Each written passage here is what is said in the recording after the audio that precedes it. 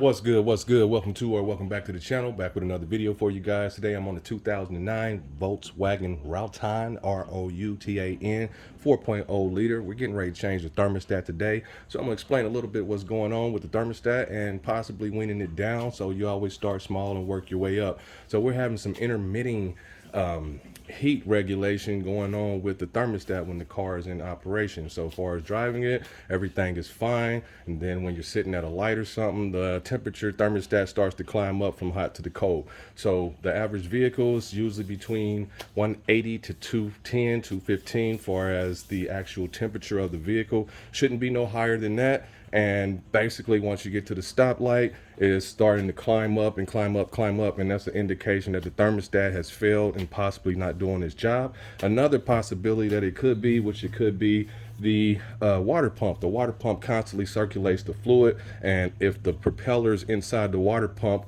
aren't doing their job, sometimes they're plastic, sometimes they're aluminum, but it has bearings inside of it, and sometimes the bearings have failed, but when you hit the gas, it forces the fluid around inside the engine. So we're going to start with the thermostat, so let's get to it. All right, let's find us a magnet spot. All right, so you got a few connectors around here that you're going to have to get to. You have one here, and this should be the only one you have to disconnect. This one here, you're going to squeeze it and wiggle this out. Might be a little tough. You might need to put some WD-40 on it or something, but there we go. We got it out. Now, your wire harness here, I'm going to use a bungee, maybe not. We're going to scoot our main wire harness back. It's going to be kind of tight, but should be able to work it out the way. Just like that. And to give us a little bit more assistance, we're going to use a bungee cord, wrap it around here, and we're just going to squeeze it back somewhere in the back just to make sure we're out the way and we don't slip or anything. And I might be going a different way with a different let's see if this wire spot will be good. Yeah, that's a good spot right there. All right, so we got that on. We got a 10 millimeter here and one underneath. You're going to need a catch pan to redo this job. You're not going to be able to see this one, but I'm going to remove the hose. It's a lot easier to put the thermostat back on and take off if you remove the hose, so let's do so. You might lose some fluid, you might not, but let's get to it.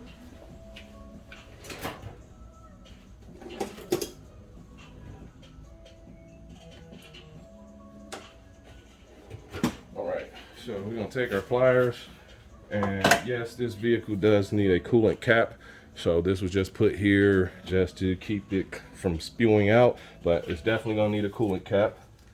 And let's get this back out the way. And the hardest part about this job, that takes the most time, is bleeding the coolant system. So after you do change it, you're going to have to bleed the system to get the air out of it, because we're getting ready to open the system for as the whole cooling system, because air is going to get in. So from there, you take a flathead screwdriver or a pick of some kind. So we got a Beatty flathead. You can work your way around, and sometimes it'll come off. There we go. This was acting right. All right, so we got this guy off. There is no fluid in here right now. Don't know why, but there's our thermostat here. This is our housing. And we don't have any leaks, but we're getting ready to do this job and get it done. All right, so that's a 10 millimeter. I recommend you use a 6-point socket as far as on some of these, okay? Most bolts, you can use a 12-point socket on these guys, but if they're real brittle or they're real rusty, use a 6-point, and that reduces the risk of stripping the bolt, okay? So what we're gonna use is, we're going to use our 10 millimeter and a 3-inch extension. Okay, that should give us about 6 inches of clearance to get it out. And I always work hard first, so let's get the hard one out first up underneath. And you're going to have to feel for it, and you'll feel it. And we locked. Give some cranks, and you want to break it free. Make sure you break it free. And when you go back on, it only tightens so much, because you can over tighten and crack your housing. So we got that broke free. We get a magnet bowl to put these in. Now, this is just me telling for those who don't know, and some of you guys might visit the channel and see what you need to get to and go ahead and hop off the channel, which is cool. If you do and it does help you, just hit the thumbs up or like and subscribe. And if you don't want to see my content all the time, just turn off the notification bell. But if you are trying to learn a little bit about mechanics, just leave that notification on. So we're getting this guy on out, and just take your time. That's the main thing, is taking your time, because you can drop bolts and screws. So I'm just taking my time, easing it out, and we're almost there. Right, got one out. That's the bottom. Recommend you put them in and back how they came out, top and bottom. Don't have to, but if they're real rusty or anything like that, you want to do so. Okay, prevents, well, sometimes when you're putting them back in, the hole doesn't like the bottom doesn't like the top, because of how it has settled in with the heat and stuff from the engine. So got this guy out. Now you're gonna need a scraper, a razor blade or something, just to clean this up. And we got our thermostat out. Okay, now you're gonna want to look at your thermostat, and you see this pin right here. You want to make sure this pin is facing the top exactly how it came out. Okay, now this one is just a rubber gasket, so you don't have to use silicone or anything, so just know that. And let's go ahead and start pulling it out. So this goes at the top. We're going to wiggle that out, but before we do so, we're going to clean that off just to make sure. Okay,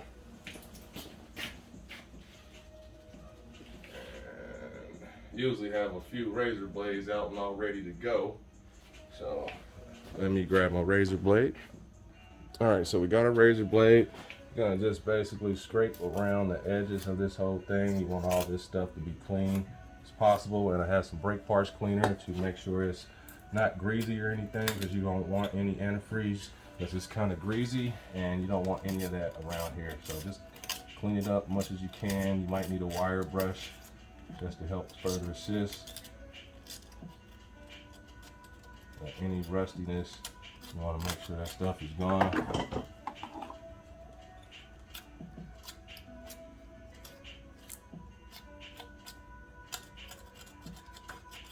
And don't scrape hard, you just want to lightly do it, and you'll see the stuff start to peel off like so. And this is in a good spot to where you can peel it off, because some of these are in a hectic spot and you might have to scrape a little harder just because of the location and how far it's back. But you don't want to over scrape, okay? But you want it to be clean as possible. So that's why I'm doing this, and I'm gonna use some brake parts cleaner. So you see where I'm at. I'll clean this up a little bit more. It's just about there, but I want to go ahead and make sure it's beautiful. Be right back. All right, so after that's nice and clean, I'm gonna take a little brake parts cleaner and hit around there.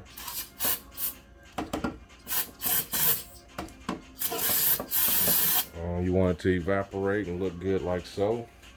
And you can also spray some on your rag or a towel and wipe around the rim just to verify there is no grease. All right, so now that we have that, we're gonna do the same with the other one. Let's match up our new thermostat. Remember, your pin is at the top up here, so we're gonna pull this one out. Might be a little tough. All right, so now that we have that out, our pin is up at the top. Let's match up our new thermostat.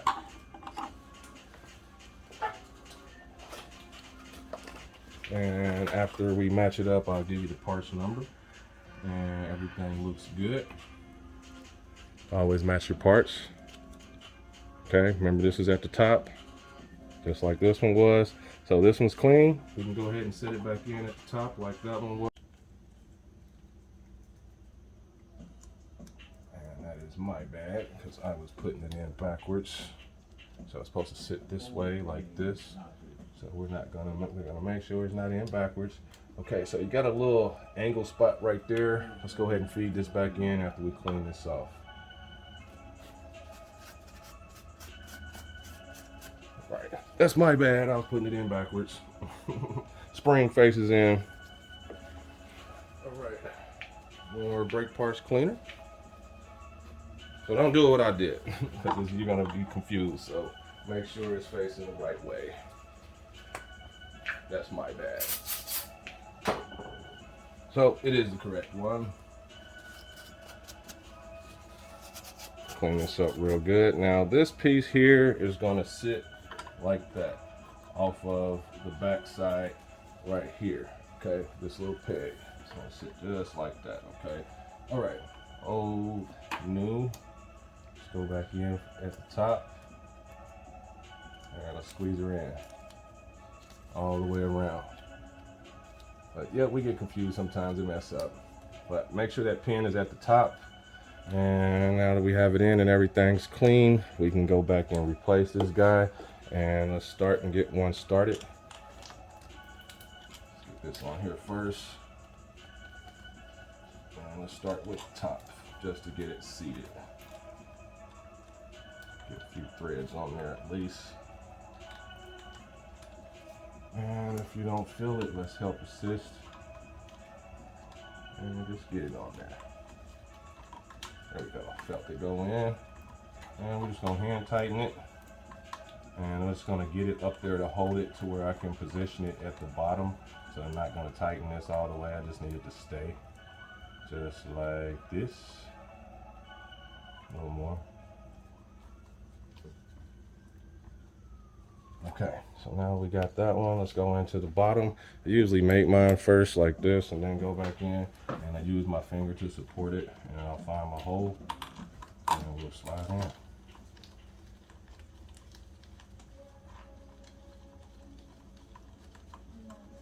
in. And after you're done with the job and after you bleed your cooling system, check for leaks, especially around where you have operated at, and check for leaks anywhere else.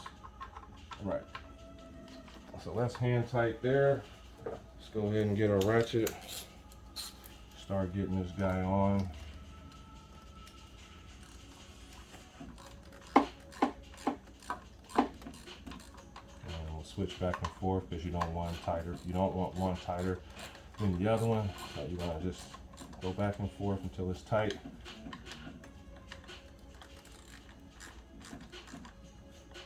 Not sure if it's a torque rating, which is probably one. I'm gonna look it up just to see because I don't want to under tighten this, because then you will have a leak. So let me look that up real quick, see what torque rating for this vehicle is, and I'll be right back. Okay, so this is calling for 15 Newton meters. So basically, if you don't have a torque wrench, you're gonna go tight. Make sure it's nice and snug and give it a little quarter turn. If it's real tight, don't go any further. Okay. So now that we have that on, let's go ahead and put our hose back on and get ready to fill this guy up. And this is how you change the thermostat. Made a mistake because I forgot almost, not saying I almost forgot, I was putting it in backwards. So you want your spring facing inside, okay? So remember that.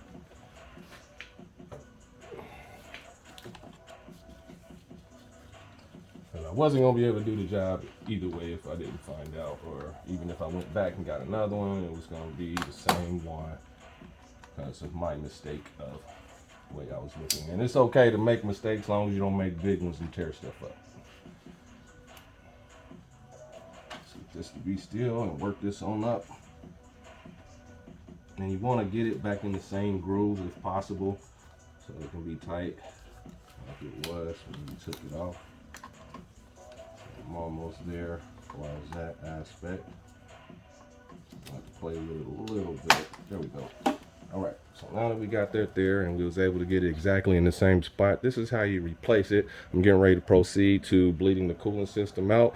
And if you don't know how, look on YouTube, and there's plenty of videos how to bleed a coolant system. So let's get to it. And hopefully this helps you out.